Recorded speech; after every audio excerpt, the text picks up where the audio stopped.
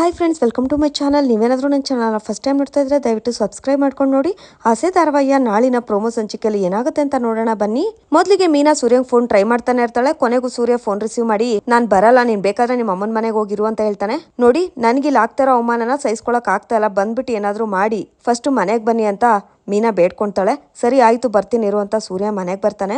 ಏನ ಸಕ್ರೆದು, ಏನ್ ಸಮಸ್ಯೆ ಅವಳ್ದು ಅಂತ ಸೂರ್ಯ ಕೇಳ್ತಾನೆ. ಅದನ್ನೆಲ್ಲ ನಿಮ್ಮ ಅಮ್ಮನ ಹತ್ರನೇ ಕೇಳ್ಕೊಳ್ಳಿ ಅಂತ ಮೀನಾ ಹೇಳ್ತಾಳೆ. ಸೂರ್ಯ ಮೀನಾ ಮುಖನ ನೋಡಿ, ಯಾಕಮ್ಮ ತುಂಬಾ ಹತ್ತಿರೋ ತರ ಇದೆ, ಯಾರ್ ಏನಂದ್ರು, ಏನ್ ಮಾಡಿದ್ರು ನಿನ್ಗೆ, ಹೇಳು, ನಿನ್ನನ್ನೇ ಕೇಳ್ತಾ ಇರೋದಂತ ಸೂರ್ಯ ಹೇಳ್ತಾ ಇರ್ತಾನೆ. ಆ ಕಡೆ ಶಾಂತಿ ಏನು ಹೇಳ್ಬೇಡ ಅವನ ಹತ್ರ ಅಂತ ತಳ್ಳಾಡಿಸ್ತಾ ಇರ್ತಾರೆ.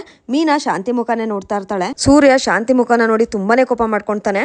ನೆಕ್ಸ್ಟ್ ನಲ್ಲಿ ರಂಗನಾಥ್ ಹೀಗೆ ಹಣೆ ಚೆಚ್ಕೊಳ್ಳೋ ಬದ್ಲು ಇನ್ನೊಂದ್ಸಲ ನನ್ನ ಎದೆ ಹೊಡ್ಕೊಂಡು ಸಾಯೋದೇ ವಾಸಿ ಕಣೆ ಅಂತ ರಂಗನಾಥ್ ಹೇಳ್ತಾರೆ. ಈ ಸಮಸ್ಯೆಗೆ ಪರಿಹಾರ ಏನು ಅಂತ ಶಾಂತಿ ಕೇಳ್ತಿರ್ತಾಳೆ. ನನ್ನ ಹತ್ರ ಒಂದ್ ಪರಿಹಾರ ಇದೆ, ನಾನೇನೋ ಒಂದು ನಿರ್ಧಾರ ಮಾಡಿದ್ದೀನಿ, ಅದನ್ನ ಎಲ್ರ ಹತ್ರನು ಹೇಳ್ತೀನಿ ಅಂತ ರಂಗನಾಥ್ ಹೇಳ್ತಾರೆ. ಅದೇನ್ ನಿರ್ಧಾರ ಅಂತ ಈಗಲೇ ಹೇಳ್ಬಾರ್ದ ಅಂತ ಶಾಂತಿ ಕೇಳ್ತಾಳೆ. ಅಲ್ಲಿಗೆ ನಾಳಿನ ಪ್ರೋಮೋ ಸಂಚಿಕೆ ಮುಕ್ತಾಯವಾಗಿದೆ.